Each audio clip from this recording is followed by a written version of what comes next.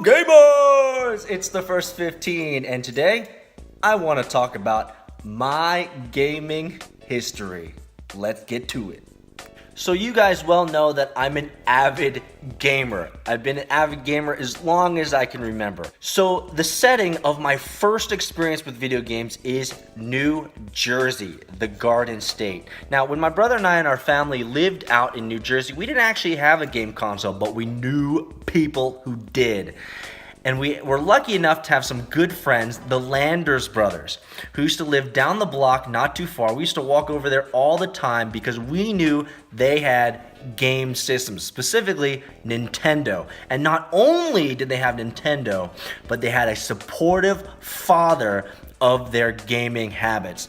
We used to go over to their house all the time and crush games like Double Dragon, games like Battletoads.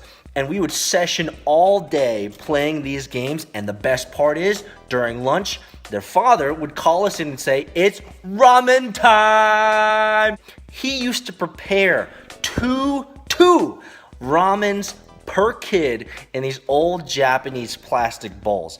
So imagine us. We used to go over to their house early in the morning, session and play video games all day. During lunch, we'd crush ramen and Capri Sun, I believe, or no, Sunkist, and then we go back to playing the rest of the day. Now, I love games like Double Dragon, like Battletoads, and your standard fare Nintendo games, but there was one game that I really enjoyed that I didn't get to play too much because it was one player. It was the Addams Family.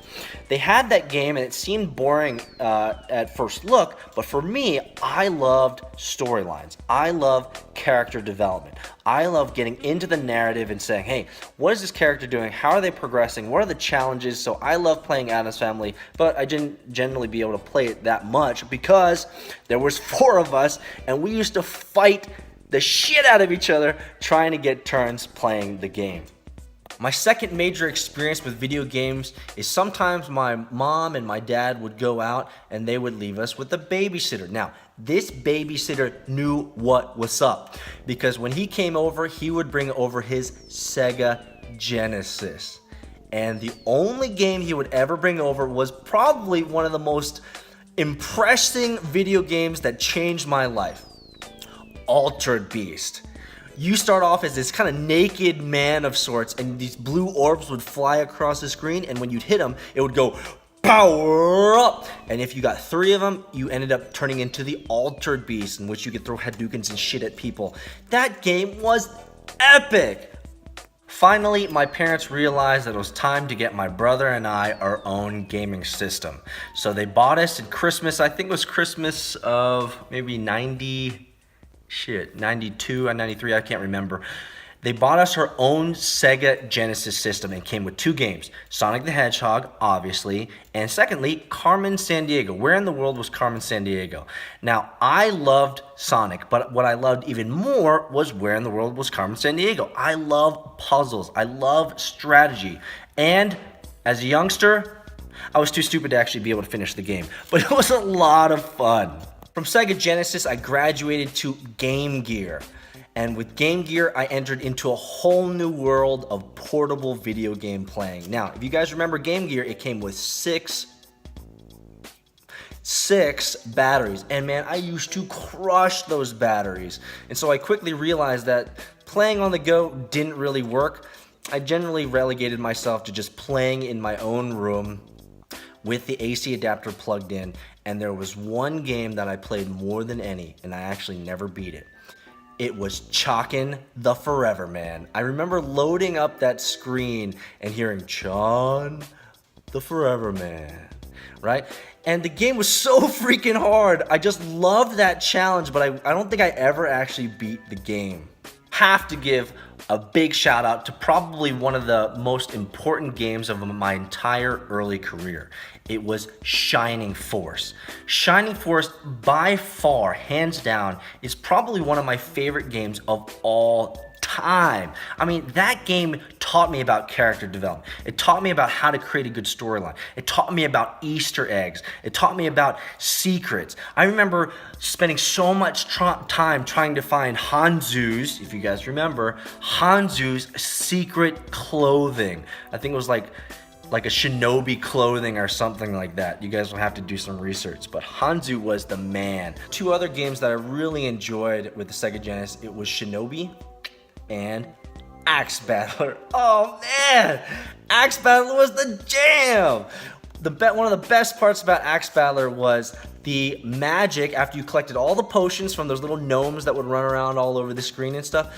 The worst ranged character, which was the girl, I think it was the Amazon, she would, after collecting 12 potions, you'd be able to do the fire dragon across the screen and completely eviscerate everything that was on that screen. For me, that really got me into kind of the real-time strategy type of games. Fast forward, and now we're in Japan. And in Japan, I brought my Game Boy, I brought my Game Gear, but we weren't really satisfied with that. And so we got really lucky. I think it was 95 or 96 when we hosted some military men that were in Japan for Thanksgiving. And when they came over for Thanksgiving, they brought their PlayStation, their Japanese PlayStation. And my brother and I were so in awe of the graphics and the gameplay that we were just, I think we didn't spend a whole lot of time socializing with the military men. We just wanted to play their PlayStation. And lucky enough for us, they actually left us, gifted us with their PlayStation after they left. And so my brother and I just consumed PlayStation. We must have bought at least 50 games over the time that we were in Japan playing on that PlayStation. Now, remember, this was a Japanese PlayStation. So for us, since our Japanese wasn't that good, we had to buy English versions. And for those that know, this required you to do the disc swap out trick, where you would prop open the lid, you would throw in the Japanese game, and then at certain times of the load screen, you flip it out, throw in the American game, and then you flip it out, throw in the Japanese game after you get past the second security, and then you flip it out and throw in the American game so that you could load it. We're talking about games like Crash Bandicoot, and another game that literally changed my life, Biohazard. Now, for you guys stateside, it would have been shipped as Resident Evil. I remember being so excited for that game. I remember buying it, coming home, buying it after school, coming home, doing homework, eating dinner, and then loading it up. I think the first time I loaded it up was probably about 9:30 at night. So it's getting dark. You load up the PlayStation. My room is dark. The PlayStation sounds go on, right? The PlayStation, and then you drop into Biohazard. And after the scary ass cinema, they drop you into this empty mansion. Now, for you guys, I'm sure you guys are thinking, if you played this game before, you're coming back. It's all coming back, right? You're dropped in this empty mansion. You go to your right, door's locked. You go around the stairs, door's locked. You go to your left, it's open. And when you go into that area, it's this huge dining room scene, right? And you keep going towards the fireplace and you get hit up with Barry, right? You get hit up with Barry and you talk with Barry, and then you enter your first experience with survival horror. After you enter that door, you could go to your right, but you know not to do that, so you go to your left. And when you go to your left, you hear this you get your first experience with a zombie. And that thing is eating the shit out of some guy. And I remember getting scared shitless. I think I was ghost white when that thing stood up, turned around, and I was like, oh, what do I do? What do I do? And, you know, this was back in the day when these games, I mean, these zombies weren't fast back in the day. They would move and turn slowly, but you couldn't move fast either.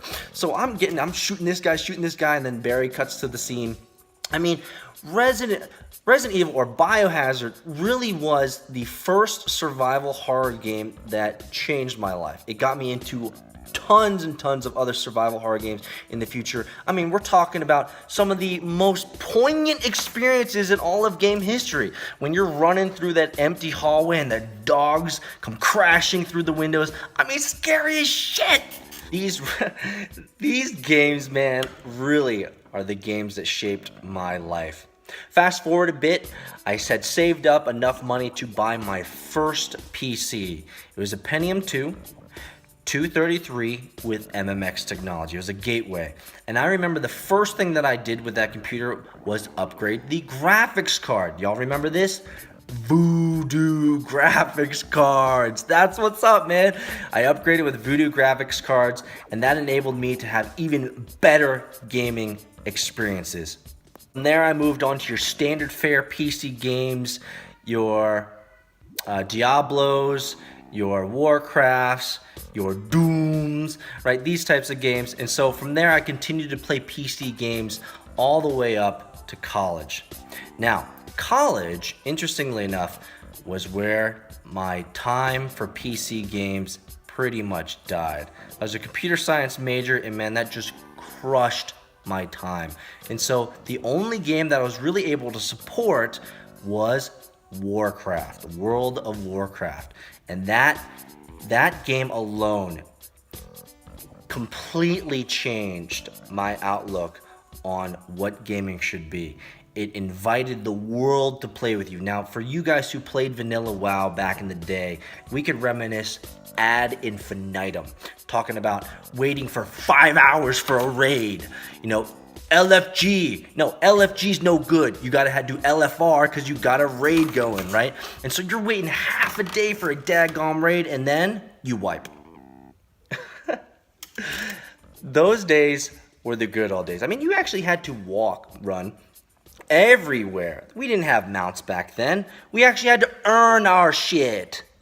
As I got older, I found less and less time for those time-intensive games like World of Warcraft, and I started to invest in different games, like online card games, online strategy games, games that I could quickly turn on, play a couple games, and then turn off. And with the advent of Steam, that enabled me to really be able to jump into a game, play it a little bit, and then jump right out.